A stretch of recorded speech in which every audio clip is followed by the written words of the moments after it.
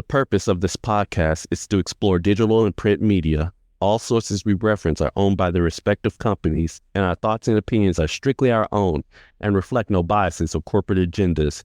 Your discretion is advised. All right, we're here, and yeah, this is going to be a bit of a downer. There's really not much I can say here. This is pretty much a downer of an episode, but let's just get this out of the way. I'm Demetrius. I'm Demetrius. And Meech presents Blerd City Podcast. Yeah, so I have to kick this episode off. You see the title of this video and think like, oh, this is gonna be an upbeat episode, but in light of just a recent event that just happened, a recent bit of news that just came about, we have to do this appreciation post at the beginning because we just need to express how we feel. In case you guys don't know, or you've been living under a rock for like the past couple days, the manga creator Akira Toriyama, the creator of Dragon Ball, the creator of Dr. Slump, the creator of Chrono Trigger, and the creator of Dragon Quest, has sadly passed away on March 1st of 2024. This is perhaps the biggest death of this year so far, at the age of 68 years old. And as you can tell, like the vibes is all the way down right now, because there's just so much that can be said about this man. I figure I'll let you take the reins first, detail how you feel about Akira Toriyama and his works and pretty much how he impacted you. Yeah, and I found out like most of the world Thursday, Friday. We are recording this the Saturday before this episode releases. So it's kind of like 2-3 days fresh for us. I remember it was like nighttime, and then I just saw it. It was like Akira Toriyama, the creator of Dragon Ball Z or Dragon Ball, just passed away. And I'm like, dude, what? And then seeing that he was only 68, and obviously 68 is like long, but I've seen people live much longer. So it just like, it puts a lot of things into perspective. And speaking on that, it's just like, I was thinking of it initially where it was like, yo, this meant so much to so many people's childhoods, but it actually meant a lot to us as adults as well, because not just like Dragon Ball is like the godfather or grandfather OG of anime, really like planting that flag, but then also it expanded generations. And I remember we went to Anime Houston, and the dude was telling us the story of Akira Toriyama and just like the journey of Dragon Ball and how they begged him to continue the story because it was supposed to end essentially at the Frieza arc and then just keep going and keep going. Like I remember like I was out of Dragon Ball for a while, and then like when I was at college, when I really started getting back into anime, Super was one of like the first shows that I binged for like all of it, because it was like at the Tournament of Power, Goku Black had already passed, and I just kept hearing stuff about how good it was, Super, and I was like, okay, I'm gonna binge this. And then man, it just caught me off guard, caught a lot of people off guard. Yeah, I feel like for me, like I found out, well, I was asleep when the notice came out, so when I woke up that following morning, I saw that text from you and immediately thought, Cap, it had to be Cap, until I started doing research. And like for me, it literally, because I saw it like that Friday, so when I found out and when I like verified it all, I literally just sat in bed and like wept for like a solid couple of minutes, because, and like I do not weep. Like the last person who I wept for passing away celebrity wise was Chadwick Boseman. But like that was more so when we were watching the Black Panther 2 movie. Mm-hmm. I really didn't. And really, if you can go back even further to like the last time I truly wept at a celebrity passing away, it was Michael Jackson. Like when he died, that's when I wept. So you were much younger. Yeah, I was much younger. I was like 13 when he died. But now like I'm a grown man, and I'm over here in my bed weeping at the death of Akira Toriyama because of just a lot of things. There's just no way to truly express just what he did, not only just for anime, but like just for me personally. Like just Dragon Ball as a franchise was I grew up on it. Like you guys may not see it, but I am wearing a Dragon Ball Z shirt on me right now. Because it was my favorite franchise. It's my favorite anime of all time. I do not care what anybody says. Like I defend it till the day I die. Like it helped get me through a lot of hard times growing up.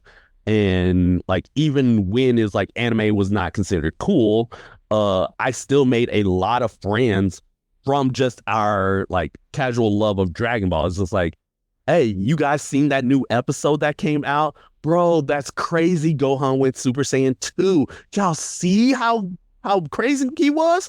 And different things like that. And just making a bunch of friends from that franchise, helping getting me through like very hard times with different lessons, such as just never giving up, just training to be like a stronger and more resilient person. And also just the idea like, hey, you when you face challenges and you survive those challenges, you come out of it stronger. Those are just different aspects of it that I just love so much. And just the characters in there they all have just very varying levels of impact for me. I can just think about it right now. Like my favorite characters is Goku Black as a villain, just phenomenal as a villain. Super Broly just being a relatable character.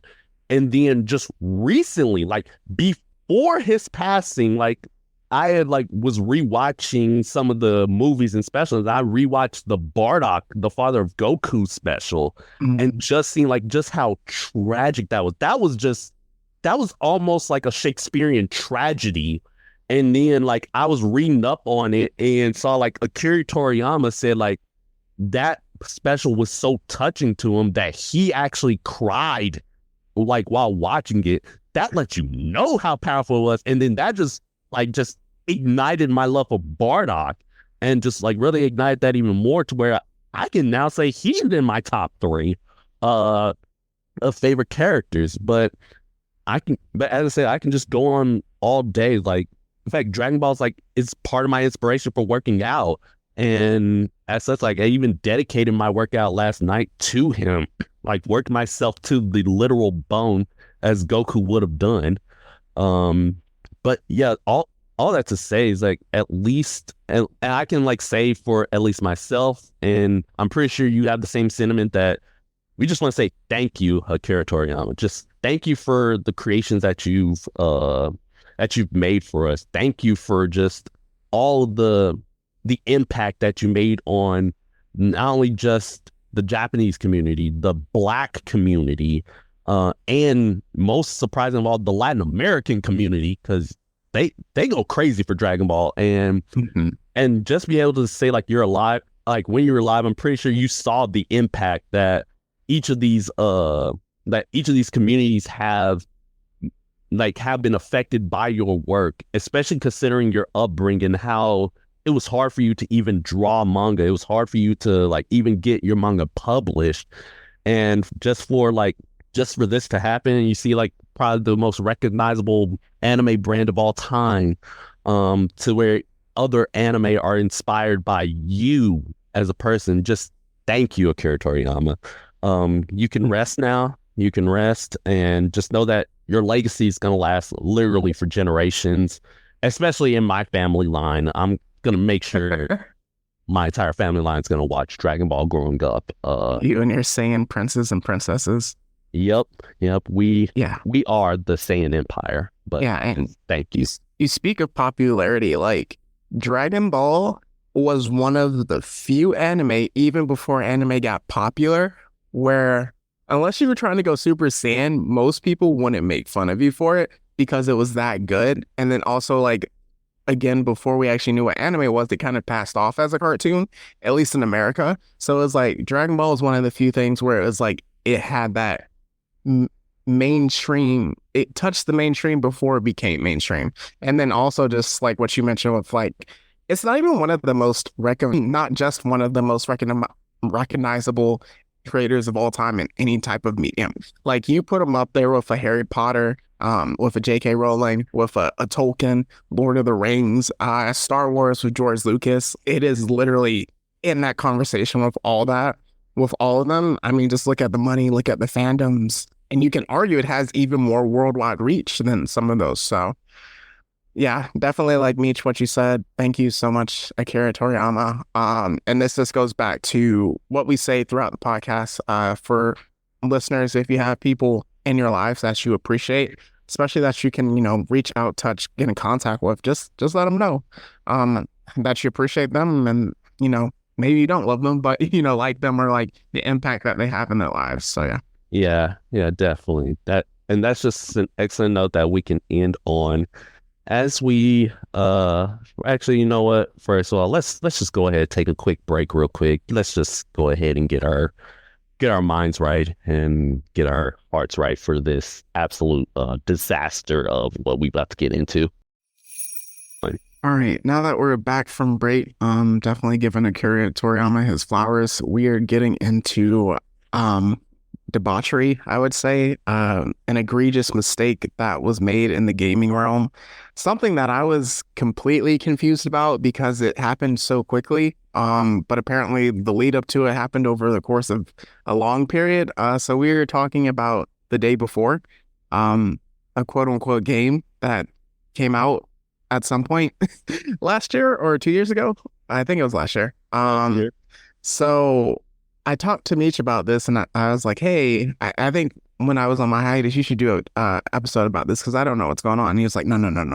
We gotta do it when you get back because I need you to because I was like, I don't know what happened with it. And he was like, no, I need you to be my conduit for it. So with this, I'm just gonna be like kind of the stand-in for the people that don't know what happened with this game, quote unquote game. Meech did a lot of research for it. I had my homework assignment. I only listened to watched the playthrough of Rad Brad doing it, and then I watched three quote unquote trailers about the game. So I actually don't really know what's going on. So Meech, you can take over. All right, here we go. All right. So as we know, the day before was a game that, upon release, crashed and burned, as many people, like myself, predicted would happen. But what we didn't expect was that in the span of 4 days, the game would lose about 80% of its player base, refunded on a mass scale, exposed as nothing but a basic asset flip, delisted on stream, and with the cherry on top, the closure of Fantastic, the studio that made it. That's basically the TLDR. But how did we get here? How did we get to this point? Well, let's go back. Let's go back to the very beginning of it, right? So, because this needs to be studied. This needs to be studied by all aspiring game developers and just everything like that. I have done extensive research into this disaster, multiple video essays, multiple documentaries, scouring the depths of Twitter, and use like the Wayback Machine to get as much detail as inhumanly possible. And this is the result of all my legal training as a potential future attorney. And I am more than happy to get into this disaster. And I have written this, I have 7 pages worth of notes. Wow. And we're going to get into it. I separated these into chapters. All right. So let's get into chapter 1, shall we? All right. So January 2021, IGN, our favorite video game source of information, posted a trailer just out of nowhere for a game called The Day Before. And that trailer looked very nice, post-apocalyptic New York during winter with snow, sleet, rain puddles like it was in the Cyberpunk trailer, Yes. All the works. Survivor scouring for Luke. It looked pretty good. Good. Did you see that one? I did. That was the first one that I saw. I watched it after the Rad Brad, so I'm gonna save my comments because I know you're gonna build it up. But it did look like something that was worth playing. Yep. And it looked very familiar to a lot of game people. And you want to know why? Why? Because the trailer was basically a direct and blatant ripoff of Ubisoft's Tom Clancy's The Division. Wow. To an absurd degree. Jeez. But isn't IGN like a well-known brand? Yup. Would they not know that? You think, you think, but yeah. So yeah, just keep that in the back of your mind because it only goes downhill from here. All right, so that trailer was basically it was hype. All right, everyone saw it. They're like, who in the world is the studio that made this cinematic masterpiece? All right, and who was Fantastic? Well, you think like, all right, Fantastic, they must have like a pretty large gaming developing studio because this is a pretty, as I said, this is like the graphics was on point. Like it was crisp. And you think like, okay, they must have had a large studio behind it, right? Wrong. It was held by just two brothers. Okay. And essentially, and you think like these two brothers were probably the game development leads. And digging into the history of Fantastic, right? Before then, they produced like a slew of gaming projects that one, do not look half as visually impressive, and two, were abandoned like a few months or like 18 months like afterwards. So, like, for example, there's this one game that was basically crowdfunded in 2016, released in early access 2017, and they ceased working on it in 2018. Gee. There was another game called like The Dead Dozen. It was kind of like a horror game, like first person shooter, released in 2018, and then delisted from Steam like a year and a half later. Okay, so for people that don't have a Steam account, what does delisted mean? All right, so delisted basically means that Steam takes it off. So takes it off of Steam. So in essence, you can view the game, like you can search it up, but you can no longer buy it. At all. That's what it means by delisting it. And there's only one game of note that they released, and it's called Prop Night. And basically, it's essentially, like Gmod's Prop Hunt, where you pretty much become props and hide from a monster. And it's the only game that's still fully playable to this day. That's actually kind of crazy. But the ratings on it was very mixed at best. But all this background to say, like, there was basically no way Fantastic could have delivered a game that looked as great as the day before, at least what that trailer showcased. And just a little while later, they showcased like another trailer through IGN to show off gameplay in air quotes, and like the graphics made it more like an open world survival MMO, like stunning visuals, drivable vehicles, vehicle repairs, combat with like zombies and zombie hordes, internal space, PvP, all that good jazz. And you're thinking like, man, this is starting to look good. And then they released a like release date trailer, like giving them even more details. Like, okay, you can like do base building. There's like a hub area where you can chat with other players. You can craft weapons. And was going to release on June 21st, 2022. Okay. Good heavens. And once that trailer hit, the day before became the most wish-listed game on Steam, which means that, like, basically people, like, liked it so much, and, like, whenever it's available for release, you get a notification on your phone to be able to go buy it. I do remember, like, before it dropped, like there was a lot of hype behind it, and like people were really looking forward to it as well. So much hype.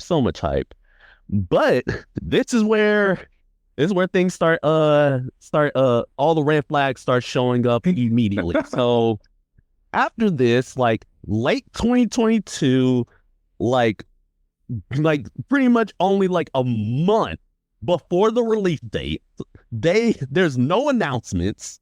There's no more trailers, just nothing, no beta testing, nothing happens. And what happened a month before a release date? Well, let's get into chapter 2. All right, so to the surprise of pretty much anybody with an IQ below 7, in May of 2022, Fantastic announced that the game would be delayed. And delayed to when? March of 2023. So why would you delay a game that close to the release date? Yeah. Well, for them, they say that they were transitioning the engine from Unreal Engine 4 to Unreal Engine 5. Now, what does that mean? Essentially, they're pretty much like the development engine that's used to create the game. They were essentially upgrading the specs on it. Okay. Basically, like it's kind of like upgrading your PC. You're upgrading like your graphics card. You're upgrading all the specs on it, and to like make the game like more realistic, more fantastic, if you will. Yeah, you starting to feel some shade coming in yet? Yeah. Why would you do that? And like in my research, I found like that according to game developers, right, for like if it's even possible in a 10-month span, because that's how long it takes to get from like June 2022 to March 2023 for them to completely change in game engines. And they say that if they were using only the base Unreal Engine 4, then it's doable.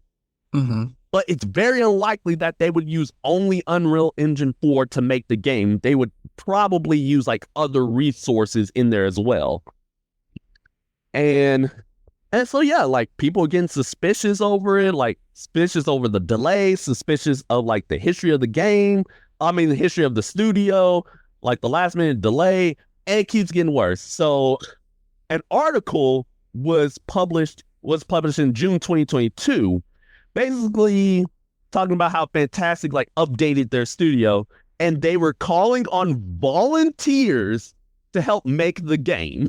Oh, Lord have mercy. And there's basically two types of volunteers. You could either be a full-time volunteer in which you were paid with money. I don't know if you caught that, being a volunteer being paid with money. I don't know about you, but that sounds like you're a full-time employee. I'm just saying. Yes. And then a part-time volunteer who'd get like non-monetary rewards. What monetary rewards you're getting for this? I assume you're probably just getting a pizza party. I'm not. It can be like how the NCAA is doing with the college football game. Like all the players that signed up, they do get $600, but then they get the free game copy as well. So maybe they got a free copy of the day before. Bruh, actually, you're not too far off. You're not too far. So pretty much, that is pretty much just causing a 1.5 million red flags. Posing a lot of ethical concerns about like the term of the use volunteer. But like essentially, how are you going to expect volunteers to make a game that's better than what Ubisoft, who has like hundreds of experienced employees who grinded for years to make their games? How? And one thing to note is that Fantastic did not ask for any money during like the campaign. There's no like pre-orders or anything like that when they were making their trailers. Which you're thinking like, okay, if this is a scam, like people are starting to believe it is, then why are you not like asking for money? Like this is prime Kickstarter material. This is prime for like a Kickstarter scam. But it's nothing like that. Well, it lied when a journalist, right? He went to Fantastic and did an interview for the day before, except for a pretty big issue. And that issue is here in chapter 3. So the journalist has been trying to get in touch with Fantastic for months, wanting like answers to like many people's questions and concerns like, hey, is this game actually real? Is this game a whole scam? And after getting the runaround for like ages, for months, they Fantastic finally agreed to answer their questions about the day before, but only if the journalist would ask questions about their continent app. What?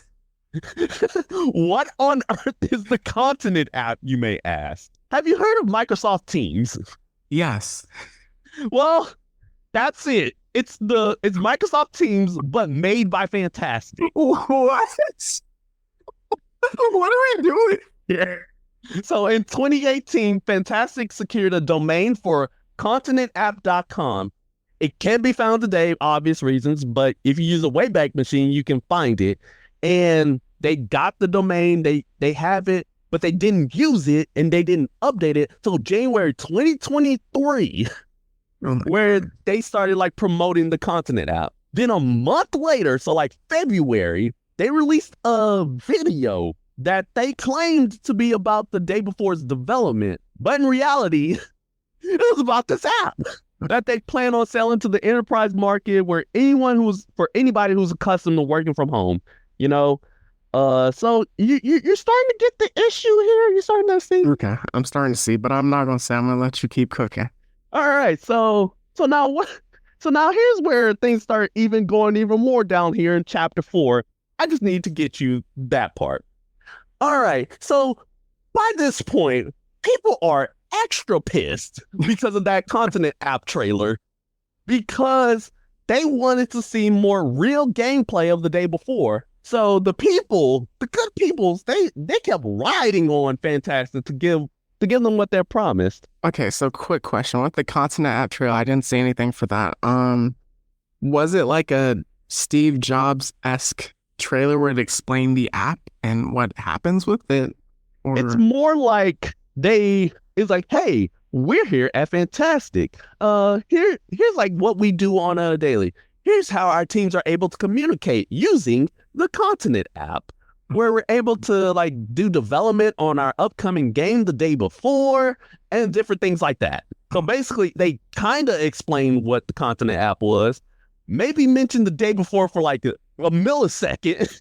Okay. Just kept it going. I see why that would, make people mad. Oh, yeah. So people are asking for like this trailer, right?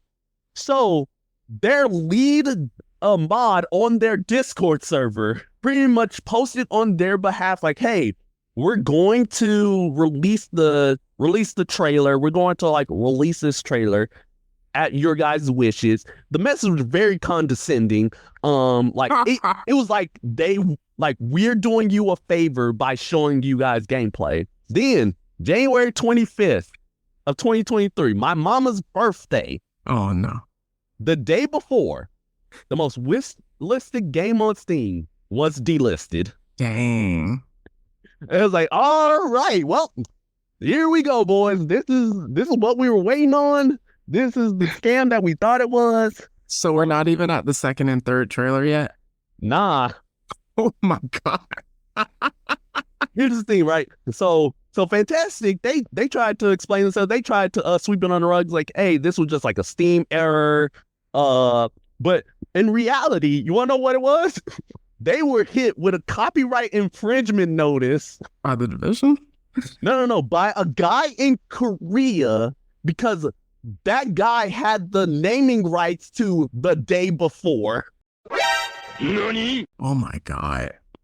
Which was like this Korean guy's like calendar app. Mm-hmm. So how could you just call a game the day before without checking to see if the name was even usable? So many legal just red flag.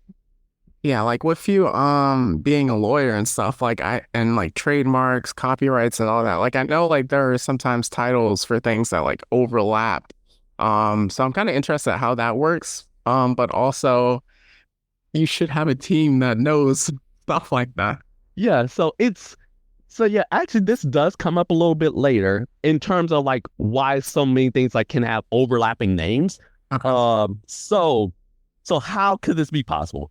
But because they got this copyright notice, Fantastic announced that they're no longer releasing that promised gameplay trailer from 2023, and they'd be postponing the game to November of 2023.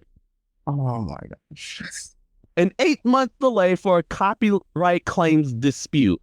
And as a legal guy, I can tell you right now that the legal proceedings for solving like that type of dispute can range anywhere from like a few months to a couple years. Eesh. Yeah, so the fact that they said, oh yeah, we're just going to delay it by 8 months. Wait a minute. Since you're the road, so months to years, and so when this happens, they were about to release the trailer, and then conveniently they have a copyright dispute. Mm-hmm. Something not adding up on the spider web on my board. Yep. You starting to see it now. Something not adding up. But no. It gets worse. Let me keep cooking. So the developers, right? They had claimed that they were already planning on delaying the game to November of 2023 before the copyright dispute happened. Oh, boy. And the lead mod, that same person who posted like, hey, like fantastic, they're gonna like release the trailer to y'all. He never saw such trailer. At this point, even he was not sure this game was even real. He is not even sure. At this point, how you feeling about this game right now, bro? You think it's like a pure scam? Like put yourself in the shoes of anybody who was there on like January 2023. You think like this game is like pure scam or not?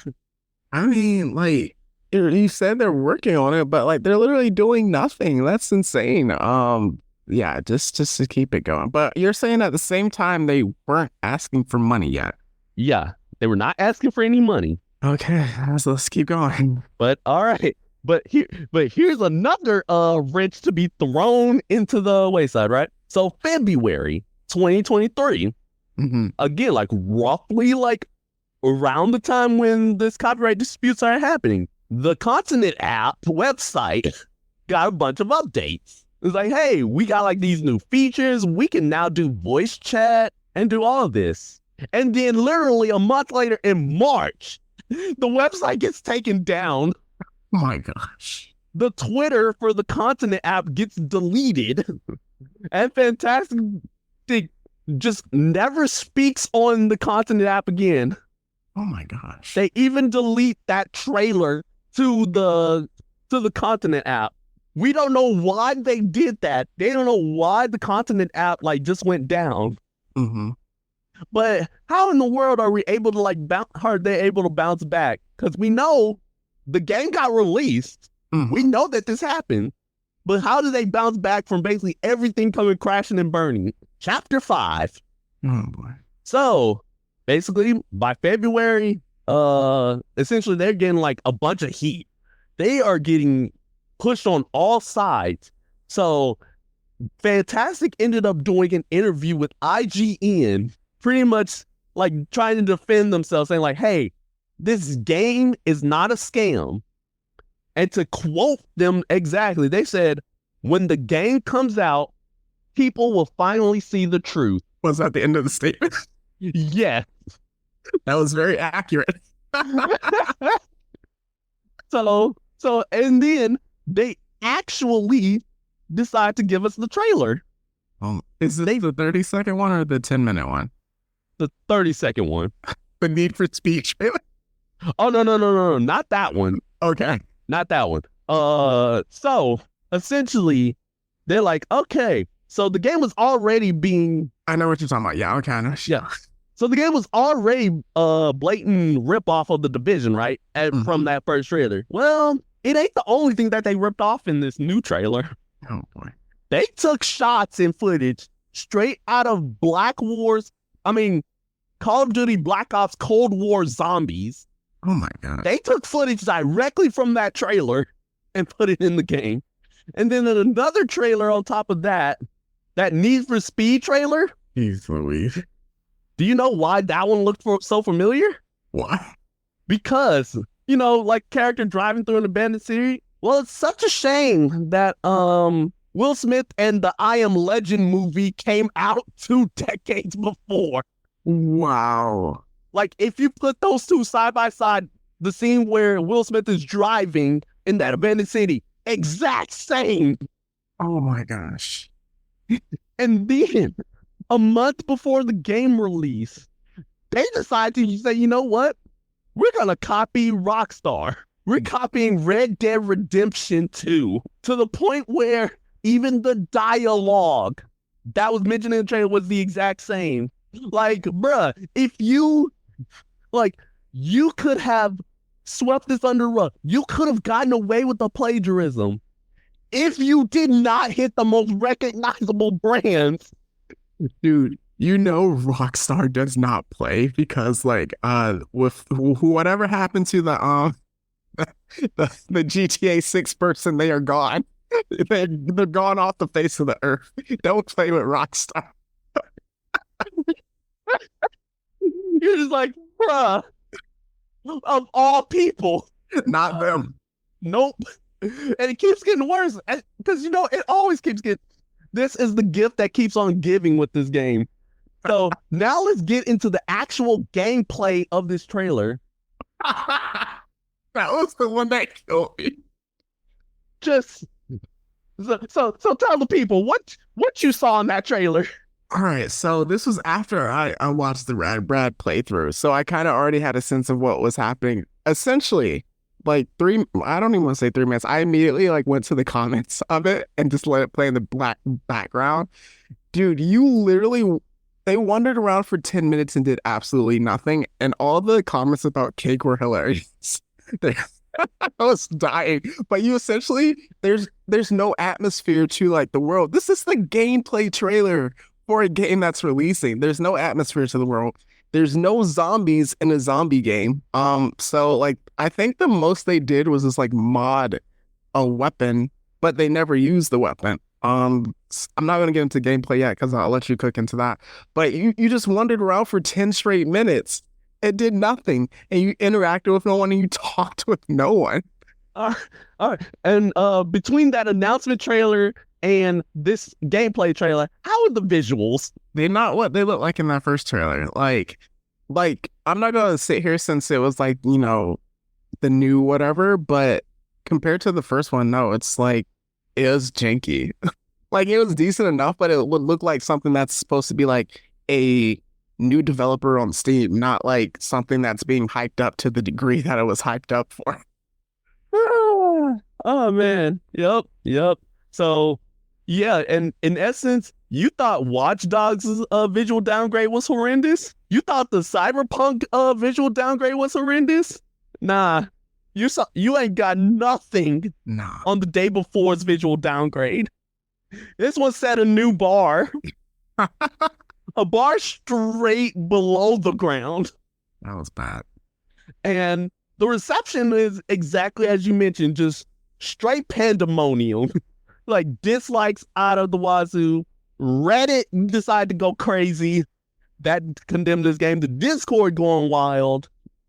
But at least the game was delisted, right? Right? Right. Well, chapter 6. Oh. So Fantastic end up actually settling the copyright dispute and versus the calendar app. So they end up going to court and Fantastic actually won. Okay. Why they won? It's because of just this idea that no one would confuse a calendar app with a video game. Mm-hmm.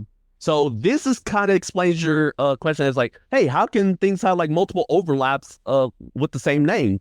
Well, as long as they're basically two different mediums, you essentially have not a complete free ride, but you have a better chance of like being free to use the name as long as you're doing something completely different. Okay. So, but like you said, mostly free, but I can't sell shoes and then call them Coca-Cola, right? Something like that. Probably not. Where that's like the extent of it, where it's like you're pushing it too far. Okay. Yeah. If you start like calling it like the most recognizable brand, you kind of taking it a bit too far. But yeah, so because of that, like they said, all right, we're gonna celebrate, we're gonna release, we're gonna like announce that the game is back. We have like this new feature called jobs that's not classes. You get jobs in the game. And then in April, they announced that they're finally able to host a beta test. Woo! Finally, something, right? Because, like a real game would have a beta test. Got to. There's an issue with this beta test, though. It was only available to the volunteers at Fantastic. Oh, boy. That was their compensation. Oh, my gosh. To be able to beta test this game.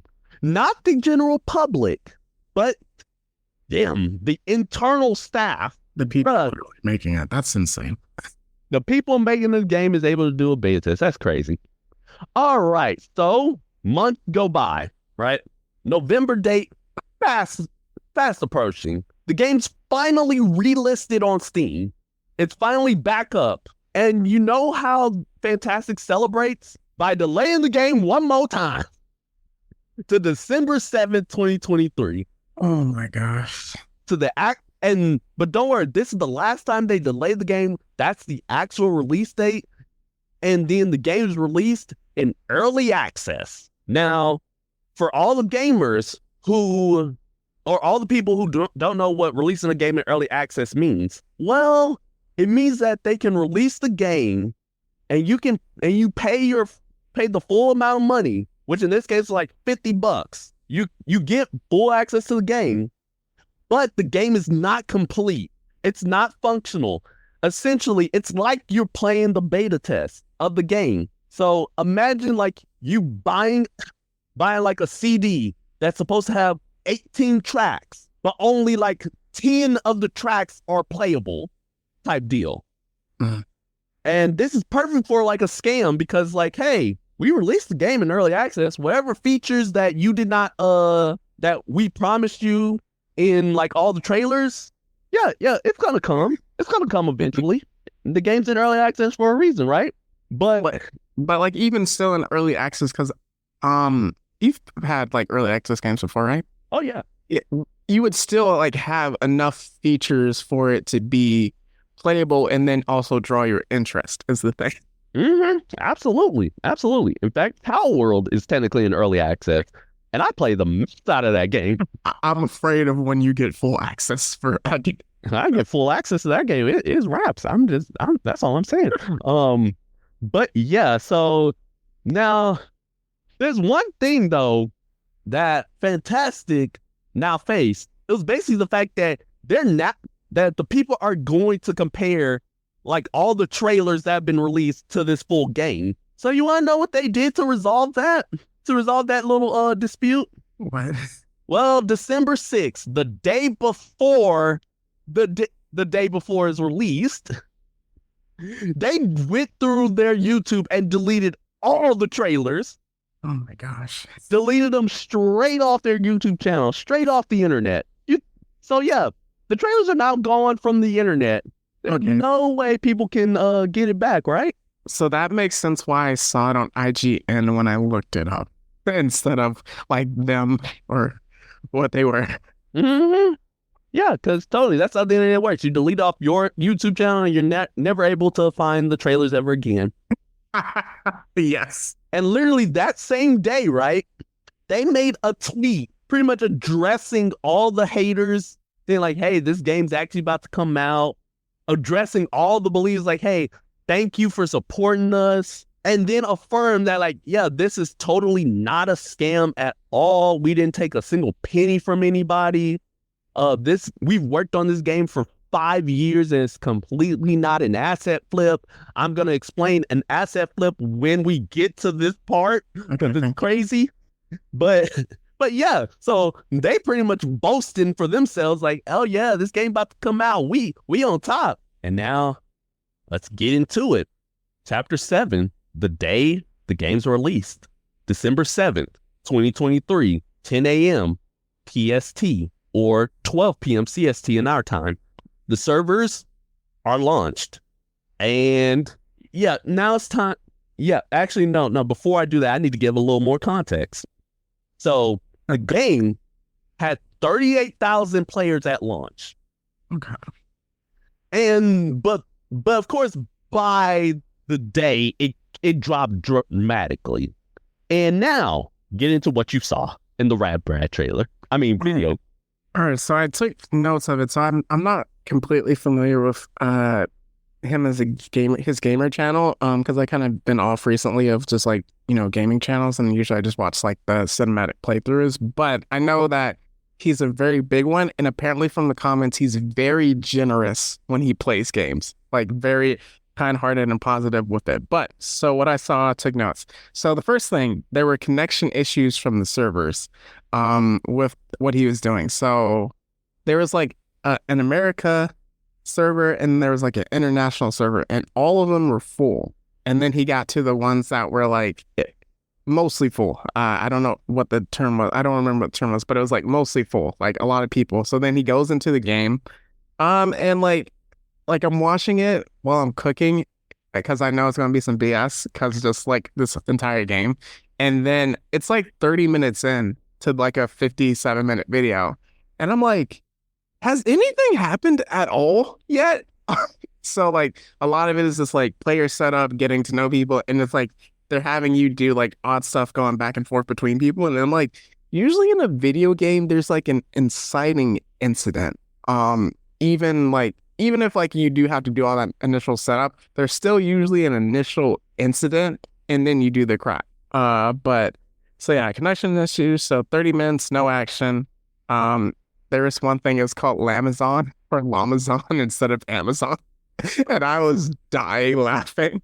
But okay, so here we go to the gameplay. So when he actually goes out into the universe, and then it takes again forever to run into anything of value or meaning in the game, he shoots the zombies, quote unquote, shoots the zombies, and there's like a delay in the reaction to them getting hit, where it looks like they're not getting hit at all. So it's like you can clearly see he's hitting the zombies in the head and he's wasting like 6-7 bullets on it, and it's missing, or it's because it's not even a lag. It's just like it's straight up missing, and then there's a reaction that doesn't like connect to it. I'm just like, what is happening? And then even himself, he said there's just no soul to the game. Like there's nothing to it. So I saw this before the trailer and I was like, yeah, this is accurate.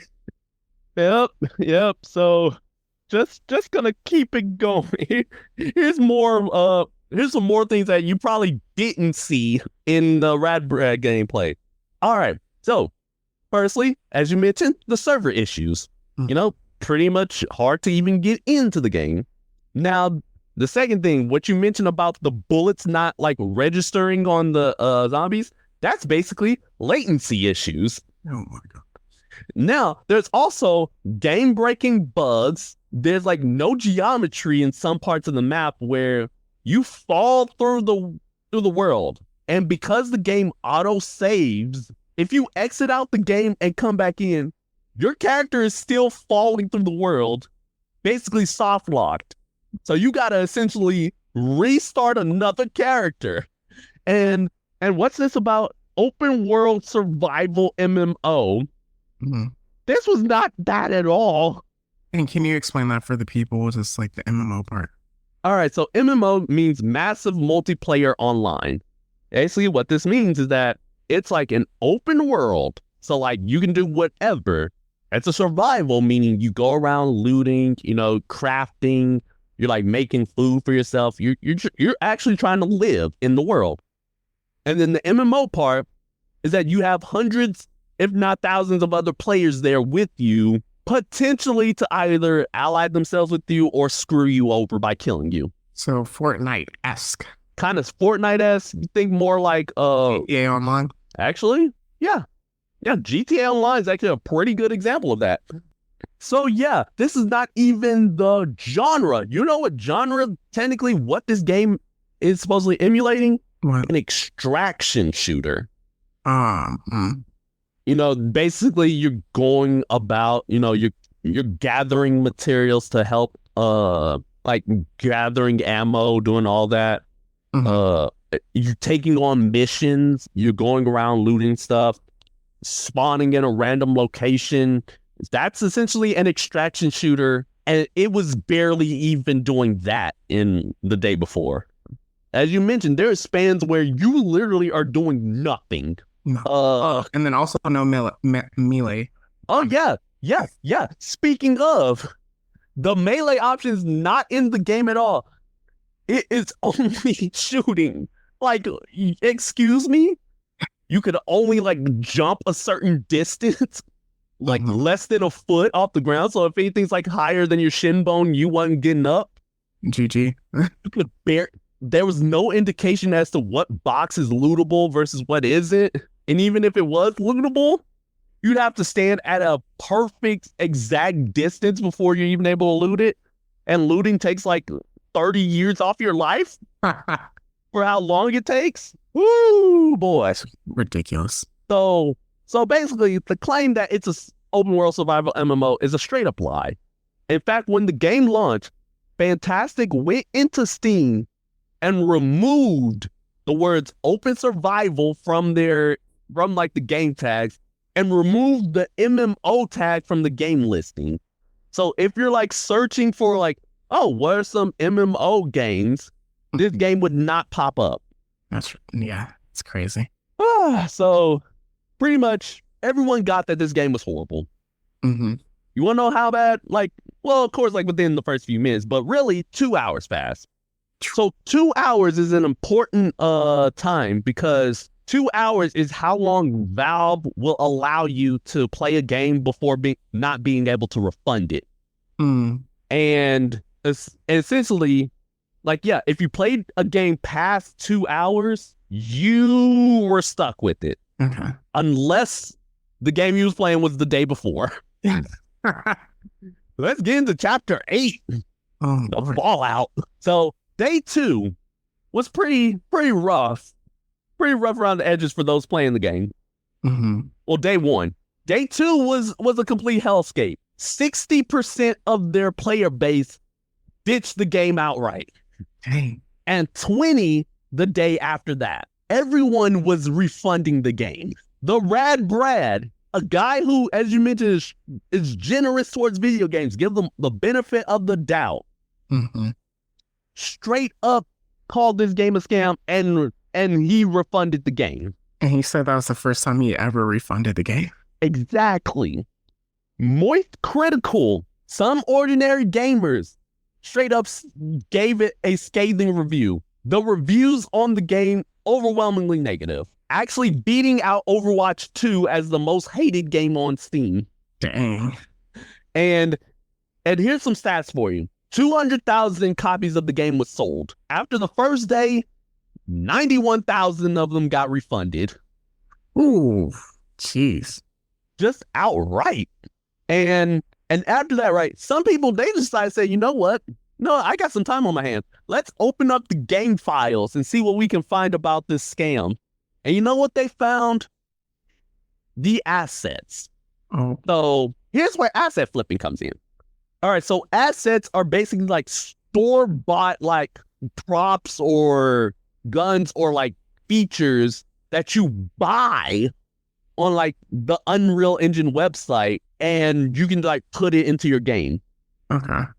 And like sometimes, and like asset flipping is basically where your entire game's nothing but assets. So it's like essentially a mod that you can buy, kind of? Kinda. It's more like, it's as if the mod itself was the game.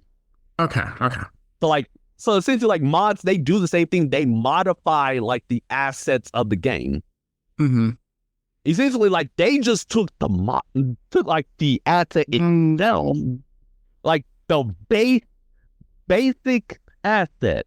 Okay, so like instead of creating it themselves, they essentially just bought it. Yes.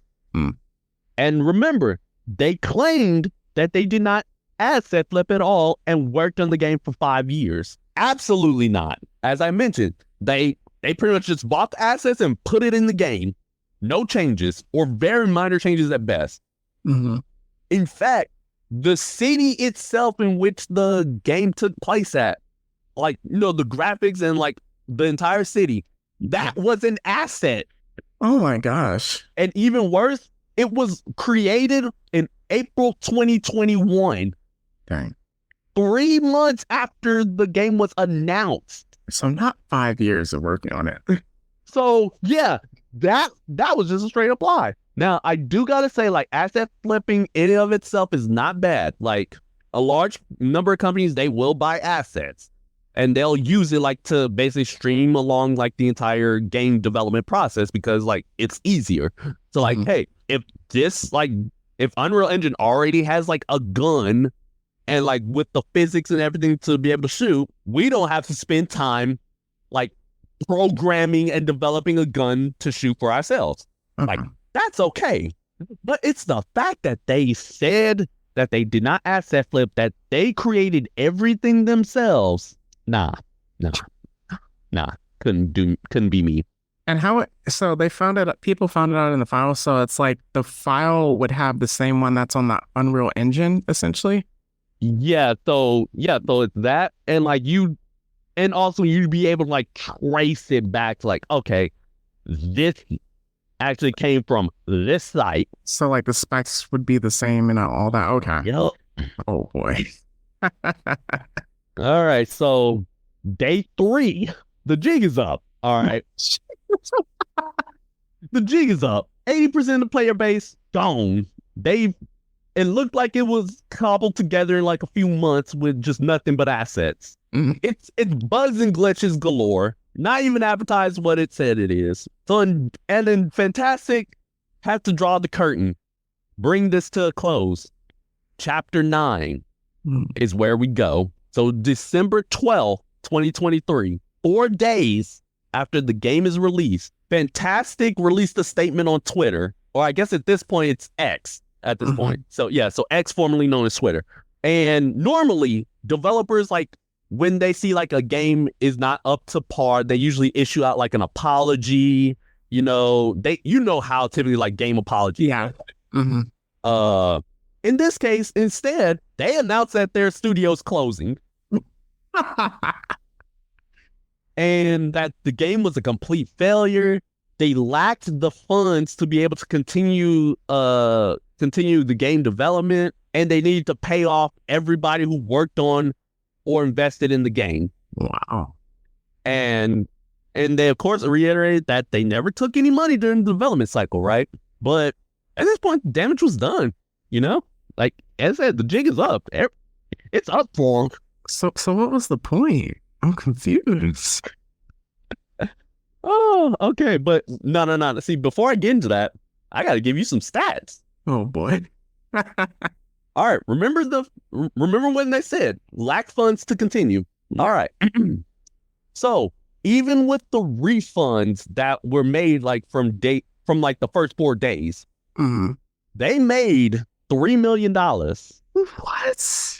Even when Steam, of course, Steam always takes a cut of the profits. They made $3 million. Jeez. So $3 million was not enough to keep the game up and running for even just a couple months. Oh my gosh. That's very interesting. You want to know what's even more interesting? A reporter tried going to their office in Singapore, which was apparently where they were based out of. Mm-hmm. And when they arrived to the address listed, nothing. Didn't exist. Oh, no. The place is a co-op workspace. So essentially like where multiple offices, they just get, they go in there and like claim the address. But the office manager, when asked about it, apparently there was never a Fantastic studio working there. Wait, have you seen The Beekeeper? I haven't yet. I need to. You need to watch The Beekeeper. I need to. It's on my list. Because that's what it sounds like. But I'm pretty sure if it goes anywhere like what this is about to happen, just let me know straight up. Like that's exactly what's about to happen. Because I was like, all right, it sounds about right. So essentially, they just used the address for a virtual office, and then they apparently had another address in Singapore. And when they went there, it was a team of managing consultants. Not Fantastic at all. Now, there's some speculation as to what may have happened. Here's like some like what other people have like described like some more business tycoons that they would think happened. Mm-hmm. And here's like some like what like here's what we all perceived might have happened. Mm-hmm. All right, brace yourselves. Fantastic was actually based out of Russia. Oh boy. And they incorporated themselves in Singapore to sidestep any sanctions that was being held. And Fantastic had to make several filings with the Singaporean government. Those reports are actually in the public record. And apparently, Fantastic filed about $30 million in revenue in 2022. The two guys who had owned Fantastic, the two brothers, paid themselves $200K each. They had a travel expense of $300K or $25K a month of just them traveling. Jeez Louise. Who spends $25K just traveling? Crazy. But of that $3 million revenue, they declared that $1 million of it was in profits. And pretty much profits after like paying out, themselves and like all the travel costs and everything. And 1.5 million of that is just in their bank accounts. So that 1.5 million in their bank accounts plus the 3 million they made off this game. Wow. How are they not able to I forgot that they actually had an investor and publisher, Mytona, right? Mm-hmm.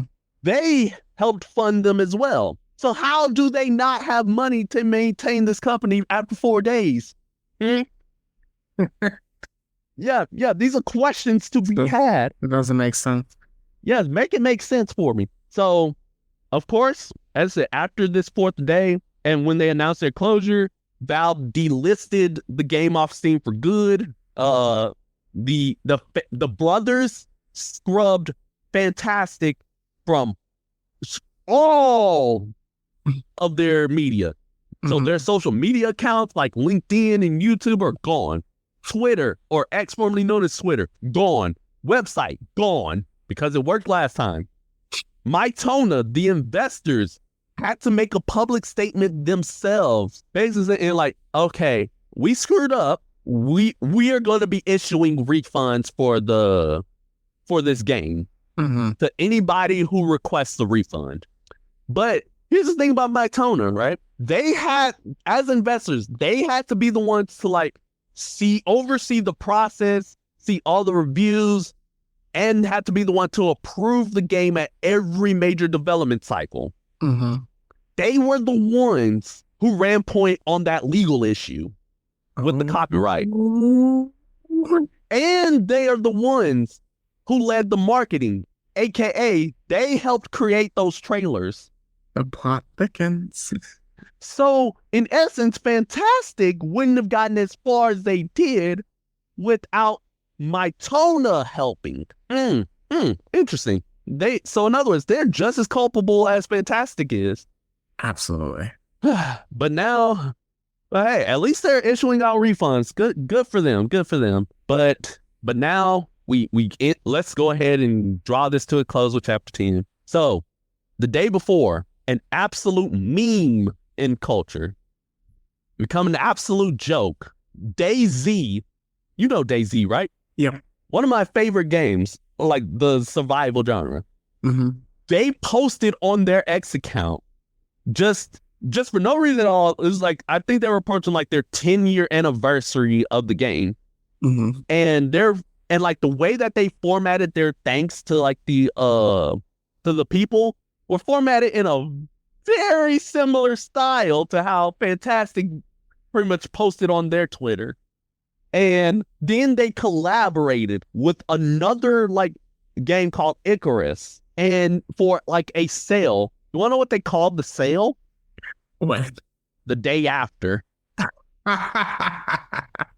And no major network reviewed the game except IGN. And you know what score they gave IGN? What IGN gave the game? The day before or the day after? The day before. Above a 7?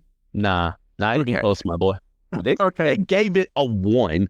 Okay, because they were the ones posting all the trailers, so I got confused. Yep. Yes, that makes sense now. Oh, yeah. Absolute sense. And the last time they did this was a long time ago, so... But the icing on the cake... and this part just kills me. It just kills me, all right? So right before they scrubbed everything, Fantastic was like issuing... They were like tweeting like how... Hey, we're going to issue refunds, right? And then one person said like, hey, you're like terrible for like doing this scam, pretty much giving them the riot act. Here's how Fantastic replied. This was our first experience. Sugar honey iced tea happened. Wow. That's wild. That's like, yeah, we got the bag and ran. Ish happened. That was literally the last thing they tweeted before scrubbing everything. Man, that It's how fantastic and the day before came, blew up, and went out with a whimper. Dang, that was much bigger than I thought it was. Because originally I was just like, yo, this was a failed development thing, and I was like wondering why people called it a scam. But after all that, geez, Louise, how did they get away with that? That's a good question. How did they get away with it? Yeah, usually I'm like, yo, usually with scams, it's like you get the money first and then you just don't even drop the game. Like, why even bother dropping the game at a certain point? But yeah, that's insane. I'm glad. I'm so confused now. That's why I said this has to be studied. This is why you needed to be here, because there's no way I could accurately do this without you on here to get your reaction to this absolute travesty. Oh, that's insane. Anything else you have to add for it? I mean, at this point, I think I've said enough. Yeah. So with that, listeners, we've learned all we could about this game. I need to take an Advil, and we're gonna take a quick break and be right back. All right. So with this being March, we are still doing our Woman Creator of the Week, and so this one I had to go to another creator that unfortunately passed away last week or in the past 2 weeks. So this is to Janice Burgess, who recently passed away at the age of 72. So to those that don't specifically know the name, she was the creator of the Backyardigans, which was on Nick Jr. Something that I remember growing up to and watching. I remember just like being younger, watching that with my little sister, especially like over like summer breaks when we could actually be at home since school was out, and like watching that in the morning and just like the adventures that went on, kind of the impact. But other things that I just kind of wanted to list off of her, but she also created the Winx Club. She oversaw development. She wasn't the creator, but oversaw development of Gullah Gullah Island, Blue's Clues, and Little Bill. And then the thing with the and she's a multiple time daytime Emmy winner as well. And then the thing with the Backyardigans, the first attempt was in 1998, and it was live action with like puppets or like people in like puppet outfits and stuff. But like they launched a pilot that didn't work out. But then the Backyardigans launched in 2004. So like 6-7 year time period of like getting that, back. And you mentioned with Akira Toriyama, where it's like, hey, it was so hard to get this one of the most popular animes of all time into like just manga production. It goes to show just with Janice, like the perseverance of a creator, something that's definitely inspirational, and then being able to touch people and touch people's hearts. So that is the creator of the week for us. Dang, yeah, definitely. R.I.P. Janice, please. I don't really have too many memories of the Backyardigans because I think I like aged out of it by the time, but I definitely like know of the characters. I know of Backyardigans. I'm sure a lot of kids definitely enjoyed it. But yeah, rest easy, queen. So definitely wanted to give that appreciation. So now transitioning into that to wrap up the show, we're going to get into a quick what's hot. So this is just what's hot in anime, essentially just nerd culture, movies, TV shows, different things, books, gaming, comics. So Meech, what you got? All right, here we go. Okay, so Final Fantasy VII Rebirth is out, and yeah, to all the shippers out there, it's confirmed. That's all I'm willing to say about that. Just take that how you will. So no spoiler alert there. Also, at the time of this vid, Spider-Man 2 got its update, baby. New game plus. Them symbiote suits got new skins.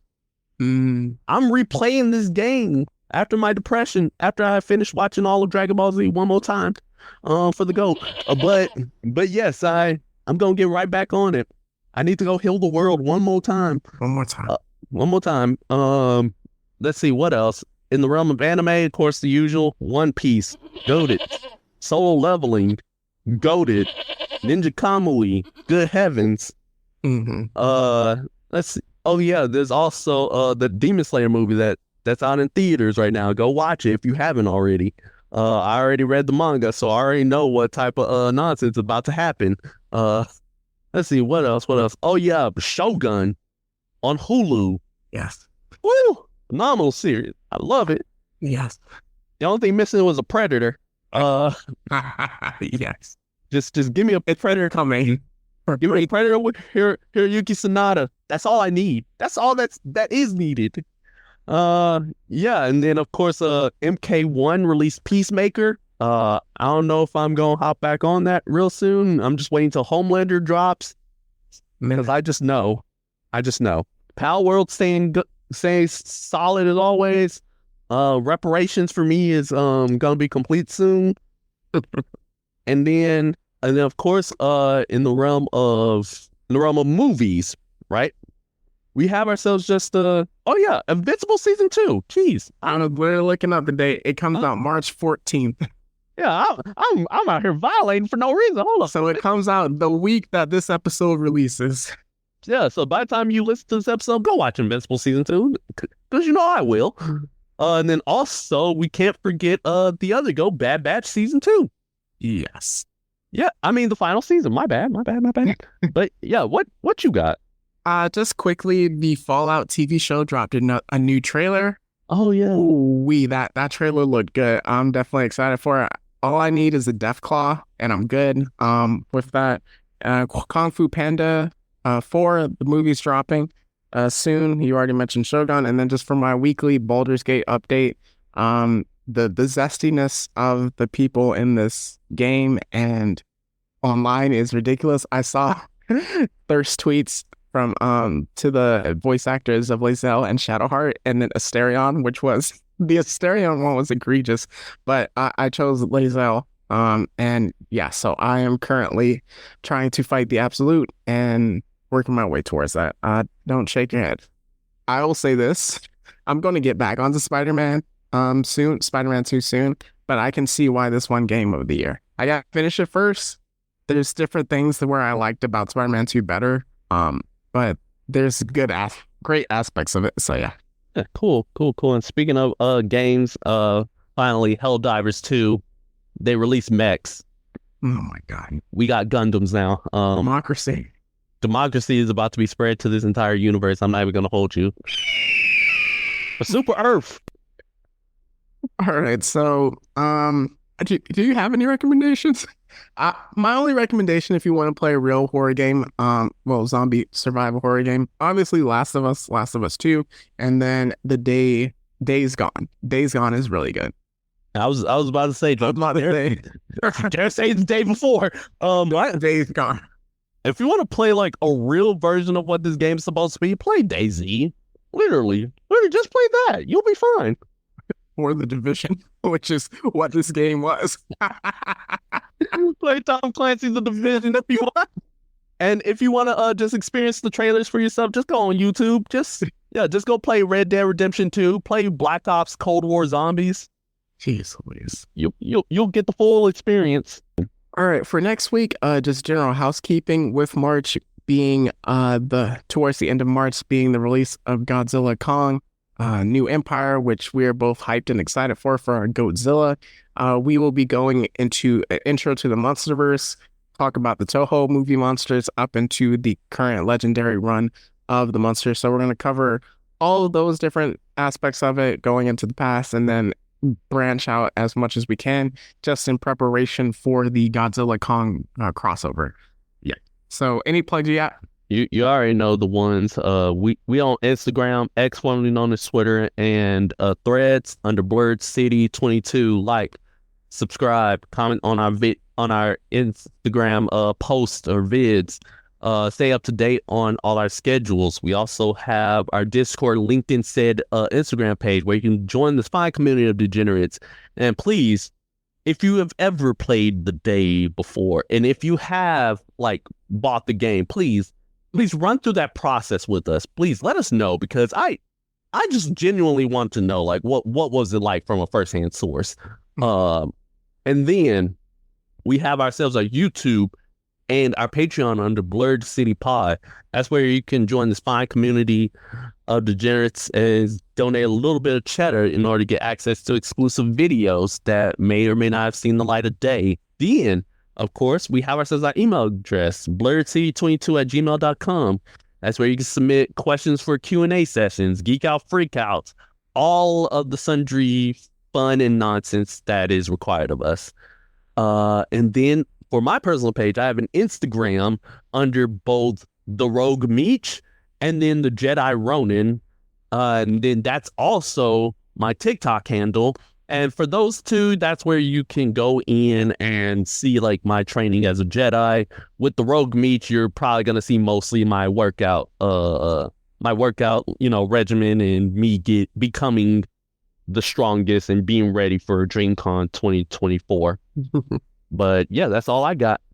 All right, for my individual author pages, we have my X account, that is at the Mad-16. For my Instagram, that's at Metri_Dash, METRI_DASH. And if you're interested in my book Phantom Reckoning, A Most Irregular Tale, that is available on Amazon and Barnes and Noble. So with that, any words of encouragement you have?